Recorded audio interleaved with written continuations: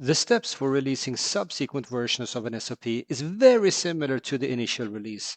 There are only a few minor differences that you need to be aware of. The first one is to update the document change history in the document. We need to add a second row here for the second version. And to add another row, we go again to the toolbar to the revision history button and say add row. This will add the second row to this change history. The author is already filled out, the date is filled out, the version. We only need to fill in the description field here. And it is important again that you only do the change within the gray content control called description. So use the button here in the drop-down to add a second row to your revision history. Do not try to add an extra row using Word's table features.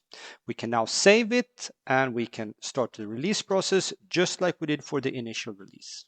I have now completed the second release of this document. We can see that the PDF has a version 2, and we can also see that this particular version of the document is also the one that we find in the release document section. One can now ask, what actually happened to the first version? Where is the initial version of our SOP for human resources?